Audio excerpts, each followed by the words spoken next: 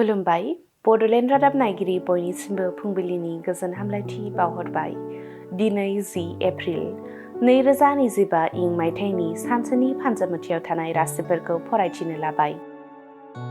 मेष राशि मुलाम्फा गोनां सान, बेफार फालांगियाव आय जागोन, नखर संसारा गोजोन जागोन। वृष राशि सोमोन्दो एंगारलायनो हागौ, गोसोआ जिंगाजों गफबगोन, आंगोफोरनि गेजेराव थानाया गाहाम। मिथुन राशि रांखान्थियाव जौगानाय मोनगोन, रां थिनानै दोननो हागोन, बिमाखौ सुखु होनो हागोन। कर्कट राशि मोजां हाबा मावनायनि बान्था मोनगोन, समाजाव बयजोंबो मान होजागोन, गुबुनखौ थुलुंगा होनो हागोन। सिंह राशि गोसोआ खोमसि दरसि मोनगोन, हारसिं थानो नाङा, बायदि जेंनाजों साना बारगोन। कन्या राशि बिबान एंगारनांनो हागौ, गोसोआ दुखु मोनगोन, साना गोब्राबै बारगोन।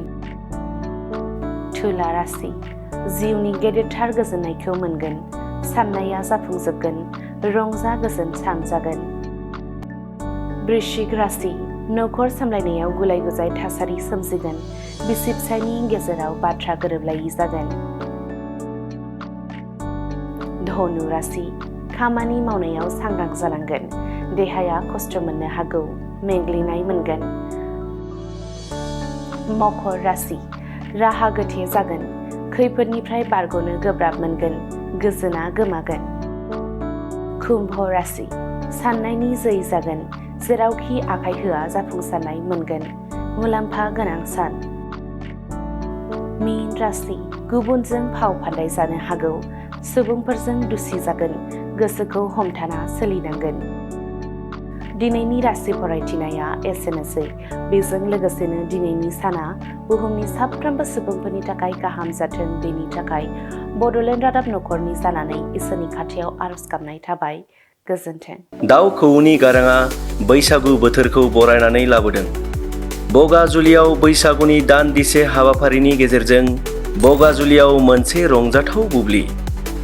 बैसागु बोथोर होनोब्ला जों रावबो रंजानाय बुब्लियाव मोदोम सिमावग्लुङा जासे थानो हाया। सेंग्रा सिख्ला गथ' गथाय बोराय बुरै जों गासैबो रंजानायजोंनो बैसागु बोथोरनि समखौ हगार हरो। नंगौ, नोंथाङा खौरांखौ मोननानै सोमोनांगोन आरो गोसोआव जोबोरैनो खुसि मोनथारगोन। तामुलपुर जिल्लानि सिङाव थानाय दरंगाजुलि बियाबनि MCLA बिजित गोरा नार्जारिया बैसागु बोथोराव हारि माहारि राव धोरोम बासिया जासे मोनसे रंजाथाव बुब्लि लाबोनानै होफैगोन। तामुलपुर जिल्लानि सिङाव थानाय गणेशगुरी बगाजुलियाव फैगौ बैसागु दाननि 2 खालार एबा एप्रिल दाननि 16 खालार खालि रायजो राजा नोंथांमोनजों जयै रंजाफागोन बर' हारिनि मुंदांखा गागि मेथाइ खनगिरि आरो मुंदांखा सावथुन मुलुगनि महरगिरि बिथांमोना। फारियै बाहागो लागोन बिग्राय ब्रह्म, सुलेखा बसुमतारी, ओम प्रकाश खेरखातारी, बुदां बल्लभ, रिया ब्रह्म, हेलेना दैमारी, सुदेमसना रामसियारी, हिमा बसुमतारी, सुकबिर खारजी, लिंसार बसुमतारी, फैला बरगयारी, प्रियंका लाहारी, फुजि बसुमतारी, संगिना ब्रह्म, देरहासात नार्जारी, रनिमा दैमारी, प्रिया उजिर, गेमश्री दैमारी, मनालिसा हाजवारी बिथांमोना बे हाबाफारियाव फैनानै रंजाफागोन नोंथांमोनजों। आरो लोगोसेनो नुनो मोनबावगोन, रंजाफानो मोनबावगोन बैसागु हान्जानि मोसानाय।